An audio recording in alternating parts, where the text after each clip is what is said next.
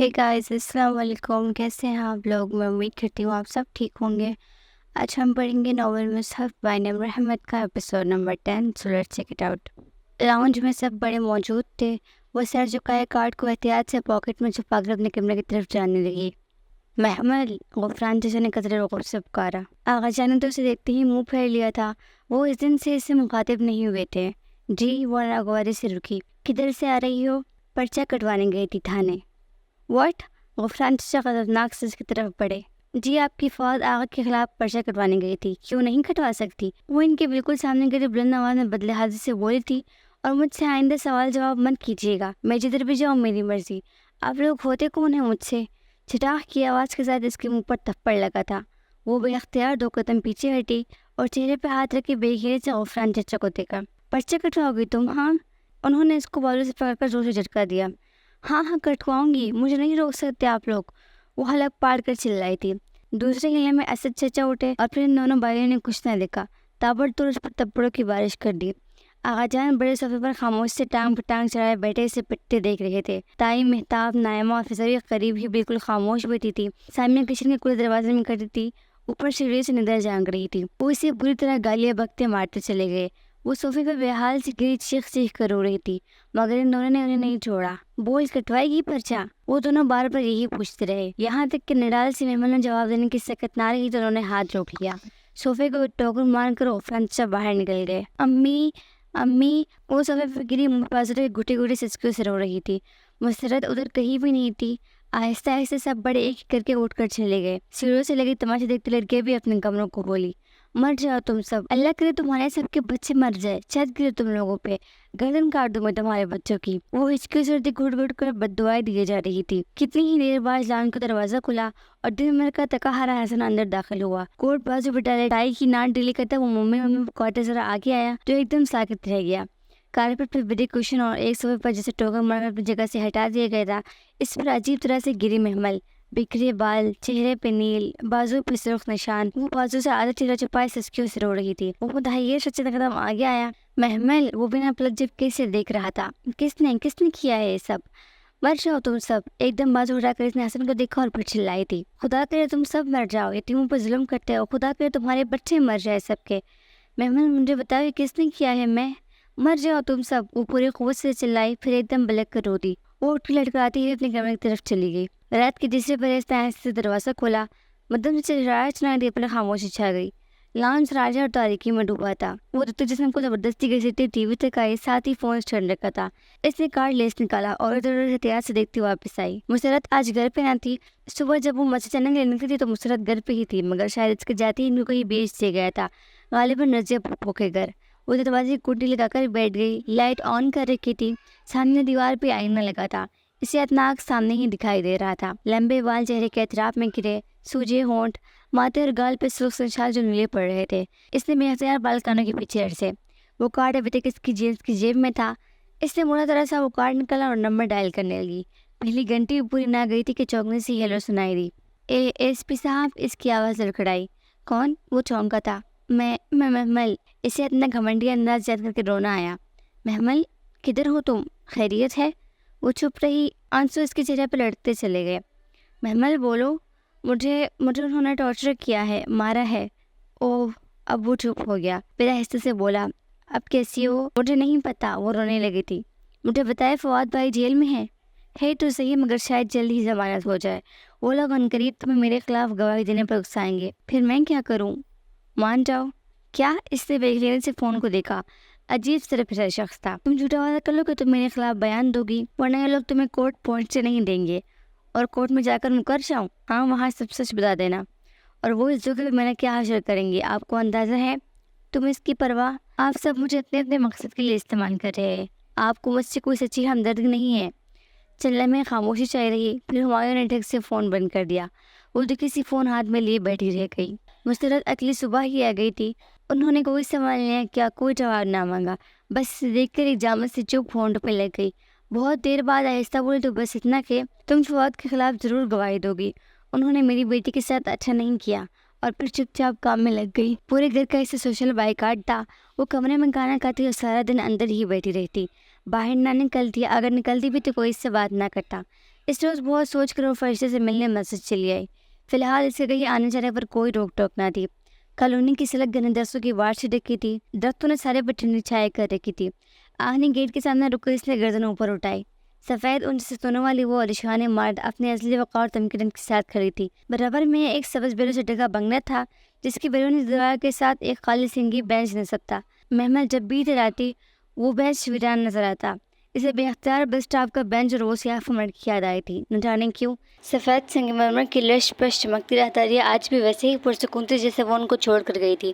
وہ ادھر کلاس کے کھلے دروازے میں جانگتی آگے بڑھ گئی۔ باب دجال مدینہ طیبہ میں نہ آ سکے گا۔ آخر کھلے دروازے سے کسی فرشتے کی آواز سنائی دی۔ اس نے ذرا سا جھانکا۔ وہ کتاب ہاتھ میں لیے منہمک سی پڑھا رہی تھی۔ سیاہ ہوائی کے اوپر سرمئی اسکارف میں اس کا چہرہ دمک رہا تھا اور وہ سنہری چمکدار کرسٹل کی سی آنکھیں اس نے کہیں دیکھ رکھی تھی مگر کہاں۔ وہ انہیں سوچنے میں گری دروازے کی اوٹ میں گری تھی جب فرشتے باہر آئے۔ ارے محمل، السلام علیکم۔ اور اسے دیکھ کر خود بھی وہ بہت خوش ہوئی تھی۔ تم کیسی ہو محمل؟ آؤ بلکہ یوں کرو میرے ساتھ اندر آفس چل رہے ہیں۔ فرشتے نے اس کا ہاتھ ہولے سے تھاما اور پھر سے تامے اسے مختلف ردر سے گزاری اپنے آفس تک لے آئی۔ اور یہ کیا حالت بنا رکھی ہے تم نے؟ پتہ نہیں۔ اس نے بیٹھتے ہوئے میز کے شیشے کی سطح میں اپنا عکس دیکھا۔ بری اونچی پونی ٹیل سے نکلتی لاپرواہ لٹے، آنکھوں تلے گہرے ہلکے، ماتھے اور گال پہ گہرے نیل اور ہونٹوں کے سوجے کنارے۔ ایک دم روشنی اس کے چہرے پر تو اس نے آنکھیں چنجا کر چہرہ پیچھے کیا۔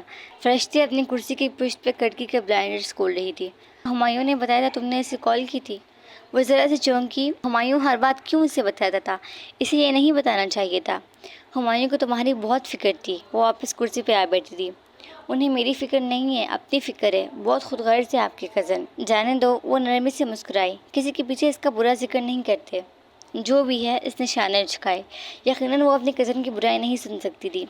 اچھا یہ بتاؤ، وہ ذرا کرسی پہ آگے کو ہوئی، آگے پڑھائی کا کیا پروگرام ہے؟ ستمبر میں یونیورسٹی جوائن کر لی ہے تو پھر گرمیوں کی چھٹی میں ادھر اسکول آ جاؤ قرآن پڑھنے۔ نہیں، ایکچولی میرے پاس قرآن ہے ترجمے والا، گھر میں پڑھ لوں گی۔ BSc میں کون سا سبجیکٹ تھا؟ میتھس۔ کس سے پڑھا تھا؟ کالج میں پروفیسر سے اور شام میں ایک باٹی کے پاس ٹیوشن لینے جاتی تھی۔ میتھس کی بک تھی تو صحیح تمہارے پاس، پھر دو جگہ سے کیوں پڑھا؟ گھر بیٹھ کر پڑھ لیتی۔ گھر میں خود سے کیسے پڑھا جا سکتا ہے؟ اور پھر رک گئی اور جسے سمجھ کے گہری سانس لی۔ قرآن اور نصابی کتابوں میں فرق ہوتا ہے، اس لیے ہم 4 سال کی عمر سے گھنٹوں نصاب کو پڑھتے رہتے ہیں اور قرآن کو بڑھاپے کے لیے رکھ چھوڑتے ہیں، مگر قرآن کو تو اللہ نے آسان بنا کر اتارا ہے تاکہ ہر کوئی سمجھ سکے۔ میتھس ٹیچر کے بغیر سمجھ نہیں آتا، قرآن آ جاتا ہے؟ ہاں کیوں نہیں۔ فرشتے نے گہری سانس لی اور جھک کر دراز سے ایک سیاہ جلد والی دبیز کتاب نکالی۔ یہ انجیل مقدس کا ایک قدیم اقتباس ہے، اس میں محمد صلی اللہ علیہ وآلہ وسلم کی زبور کی پیش گوئی ہے، کافی دلچسپ ہے، پڑھو۔ اس نے ایک صفحہ نکال کر اس کے سامنے کیا۔ محمل نے کتاب اپنے جانب کھسکائی، بعد میں یہ حذف کر دیا گیا تھا۔ اس کی امت کی اناجیل ان کے سینے میں ہوں گی۔ وہ بے اختیار پڑھتے پڑھتے رکی۔ اناجیل؟ اس نے پوچھا۔ انجیل کی جمع مراد ہے قرآن مجید، یہ یہاں سے پڑھو۔ فرشتے نے ایک جگہ انگلی رکھی، مخروطی سفید انگلی جس کا گلابی ناخن نفاذت سے تراشیدہ تھا۔ اس انگلی میں زمرد جڑی چاندی کی انگوٹھی پہن رکھی تھی۔ او اچھا، وہ ادھر سے پڑھنے لگی۔ وہ اندھیروں میں شور کرنے والا ہوگا، نہ بےہودہ گو، نام احمد ہوگا، ولادت مکہ، ہجرت طیبہ اور ملک شام ہوگا۔ وہ آفتاب کے سائے پر نظر رکھنے والا ہوگا، اس کی اذان دینے والے کی پکار دور تک سنی جائے گی۔ وہ رک کر جسے الجھ کر پھر شروع سے دیکھنے لگی۔ ملک شام ہوگا، اسے سوالیہ نگاہ فرشتے اس کی طرف اٹھائی۔ بعد میں مسلمانوں کی حکومت شام تک پھیل گئی تھی، اسی طرف اشارہ ہے۔ اور آفتاب کے سائے پر نظر رکھنا نمازوں کے اوقات کے لیے، اور اذان دینے والا بلال، فرشتے جواب دیتے ہوئے مسکرائی۔ گھر بیٹھ کر پڑھو گی تو یہ سوال کس سے پوچھو گی؟ قرآن کی تفاسیر سبھی تو پڑھ سکتے ہیں، علم پڑھنے سے نہیں سننے سے آتا ہے۔ آخر گھر بیٹھ کر پڑھنے میں کیا ہے؟ موسیٰ کو خضر کے پاس جانا پڑتا ہے میری جان، خضر موسیٰ کے پاس نہیں آتے۔ اچھی کوالٹی کے علم کے لیے اتنا ہی سفر کرنا پڑتا ہے۔ آپ کی ساری بات ٹھیک ہے، مگر میری بات بھی ٹھیک ہے۔ فرشتے فین کوڑوں کے درمیان گھماتے مسکرا کر گہری سانس لے کر بولی، وہ ان کے درمیان تذبذب میں ہے، نہ ادھر کے ہے نہ ادھر کے ہے۔ آپ نے عربی میں کچھ کہا نا، اب عام بندے کو اردو کہاں سمجھ آتی ہے؟ قرآن اردو میں کیوں نہیں اترا تھا؟ اچھا سوال ہے۔ وہ پھر سے اٹھی اور سامنے کتاب کے درے کی طرف بڑھ گئی، پھر سیدھی کھڑی کتابوں کی جلدوں پر انگلی گزارتی ایک کتاب کی تلاش کرنے لگی۔ تو تمہارا نقطہ یہ کہ صرف خالی محاورتاً ترجمہ دے کر قرآن پڑھنا بھی کافی ہے؟ اس نے کتاب پہ انگلی رکھی اور اسے کھینچ کر باہر نکالا۔ یہ سورۃ بنی اسرائیل میں ابلیس کے آدم کو سجدہ کرنے سے انکار کا قصہ ہے۔ یہاں ابلیس نے اولاد آدم کے لیے کیا لفظ استعمال کیا، یہ پڑھو۔ اس نے بڑا سا ترجمے والا قرآن اس کے سامنے کھول کر رکھا اور اپنی زمرد جڑی انگوٹھی والی انگلی ایک لفظ سے رکھی۔ محمل بے اختیار قرآن پر جھکی۔ البتہ میں ضرور قابو کروں گا۔ اس نے لفظ اور ترجمہ دونوں پڑھے۔ رائٹ، اگر البتہ میں اور ضرور کے ضمائر کو نکال دوں تو 3 حرفی لفظ رہ جاتا ہے، ہاں نون کاف، یعنی ہنک۔ ہنک کے 3 معنی ہوتے ہیں: کسی چیز کو خوب باریکی سے سمجھنا، ٹڈیوں کا قید کا صفائی کرنا، اور گھوڑے کے جذبے کے درمیان سے لگام گزر کر گھوڑے کو قابو کرنا۔ اردو میں بس اتنا لکھا ہے کہ قابو کرنا، جسے انگریزی میں کنٹرول کہتے ہیں، جبکہ عربی کی وسعت ہمیں بتاتی ہے کہ شیطان کس طرح ہمارے نفسیات سمجھ کر ہماری ایمان کی صفائی کر کے ہمیں لگام ڈالتا ہے، اور وہ لگام عموماً منہ کے رسے سے ڈالی جاتی ہے، اور قرآن اس لیے عربی میں اترا۔ اور تم میری بات سے بور ہو رہی ہو، چلو جانے دو، ابھی تمہارے پاس ٹائم ہے اس لیے کہہ رہی تھی، ورنہ بعد میں دنیاوی تعلیم میں گرو تمہیں اس کا وقت نہیں ملے گا۔ یعنی آپ بھی ٹیپیکل مولویوں کی طرح بنیادی تعلیم کو گناہ سمجھتی ہے؟ میں دنیاوی تعلیم میں کوکر مادہ پرست بننے کو گناہ سمجھتی ہوں۔ اچھا میں چلتی ہوں، وہ بیگ گندے پہ ڈالتی اٹھ کھڑی ہوئی۔ ہاں تمہیں دیر ہو رہی ہے، گھر میں سب پریشان ہو رہے ہوں گے۔ پریشان کوئی نہیں ہوتا، یتیموں کی پرواہ کس کو نہیں ہوتی۔ کون یتیم؟ فرشتہ نے حیرت سے دیکھا۔ میرے ابا نہیں ہے۔ عمر کیا ہے تمہاری؟ 20 سال۔ پھر تو تم یتیم نہیں ہو۔ یتیم تو اس نابالغ بچے کو کہتے ہیں جس کا باپ فوت ہو جائے۔ بلوغت کے بعد کوئی یتیمی نہیں ہوتی۔ اپنی اس خود ترسی کو اپنے اندر سے نکال دو محمل۔ آپ کیا کہہ رہی ہے؟ محمل بے یقینی سے پیچھے ہٹی اور چند لمحے ایسے یوں ہی بے اعتماد نگاہوں سے دیکھ کر بنا کچھ کہے تیزی سے باہر بھاگ گئی۔ فرشتے کی بات نے ایک دم اسے بہت ڈسٹرب کر لیا تھا۔ باہر میں گئے ڈکشنری اور لغوی معنی۔ آگے نکل ہی نہ پائی تھی کہ ریسپشنسٹ نے اسے روک دیا۔ السلام علیکم، یہ آپ کا ایڈمیشن فارم۔ فرشتے باجی نے کہا تھا کہ آپ کو اس کی ضرورت ہے۔ وہ گہری سانس لے کر ڈیسک کے قریب آئی۔ دکھائیے، بس دیکھ کر واپس کر دوں گی، مجھے مولوی نہیں بننا، ماسٹرز کرنا ہے۔ اس نے سوچا، نیا بیچ کون سا ہے؟ وہ پراسپیکٹس کس طرح پلٹ کر دیکھ رہی تھی۔ علم الکتاب، پرسوں پہلی کلاس ہے۔ میں فرشتے کو صاف انکار کر دوں گی، بھلے وہ برا بنائے، بس پورا دیکھ کر واپس کر دوں گی، وہ سوچ رہی تھی۔ اور یہ فارم فل کر کے کدھر دینا ہے؟ اسی ڈیسک پہ۔ اور فیس؟ علم کی فیس نہیں ہوتی، پھر بھی کچھ چارجز تو ہوں گے۔ ہم قرآن پڑھانے کے چارجز نہیں لیتے۔ تو نہ لیں، مجھے کون سا ادھر داخلہ لینا ہے؟ میں تو پورا دن کافی بیٹھ کر قرآن نہیں پڑھ سکتی۔ آئی ایم سوری فرشتے، مگر میں یہ نہیں کروں گی، اس نے خود کلامی کی تھی، مگر 10 منٹ بعد وہ فارم فل کر رہی تھی۔ وہ بیگ کو اسٹیپ سے تامے ہاتھ گرائی اور ٹھکتے قدموں سے چل رہی تھی کہ بیگ لٹکتا ہوا زمین کو چھو رہا تھا۔ کالونی کے گرنے درخت خاموش سے جھکے کھڑے تھے۔ وہ آہستہ سے بینچ پہ جا بیٹھی جو آج بھی اداس تھا۔ وہ فارم جمع کر کے فرشتے سے ملے بغیر وہاں سے نکلی تھی۔ ابھی تک وہی سوچ رہی تھی، تبھی کسی کے دور سے دوڑتے قدم اس کے قریب سست پڑے۔ کیسی ہو؟ وہ اس کے پاس آ کھڑا ہوا۔ اس نے ہولے سے سر اٹھایا۔ ہمایوں بہت سنجیدگی سے اسے دیکھ رہا تھا۔ سیاہ ٹراؤزر پہ رف سے سفید شرٹ پہنے، ماتھے پہ گیلے بال اور چہرے پہ نمی، پولیس سانس جیسے تیز جاگنگ کرتا ادھر آیا تھا۔ کیا فرق پڑتا ہے آپ کو؟ فرق تو پڑتا ہے، تمہیں یوں دیکھ کر مجھے یقین نہیں کہ تم میرے خلاف کورٹ میں پیش ہونے کے لیے تیار ہو گئی ہو۔ ہونا پڑے گا، مگر اب کیا کروں؟ کچھ نہ کرو۔ وہ اس کے ساتھ بیٹھ گیا۔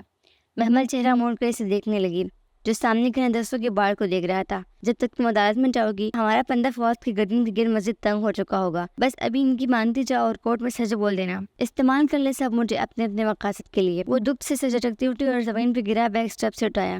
کمزور ہو گئی ہو بہت، اپنا خیال رکھا کرو۔ آپ کی فکر میں بھی عرض پوشیدہ ہے، کاش میں آپ کے خلاف بیان دے سکوں۔ وہ تیز سے قدموں سے سڑک پہ آگے بڑھ گئی۔ وہ شانہ جھکا کر گیٹ کی طرف آیا۔ گیٹ بند کرتے ہوئے اس نے لہجہ ور گردن موڑ کر اسے دیکھا ضرور تھا، جو سر جھکائے تیز سے سڑک کے کنارے چلتی جا رہی تھی۔ اس کی بوری انچی پونیٹیل گردن میں برابر جھول رہی تھی۔ ہمایوں پلٹ کر ڈرائیور پہ جان کی طرح بھاگتا ہوا اندر بڑھ گیا۔ دستوں کی بار اور پتھر کے بینچ پر سے ویران ہو گئے۔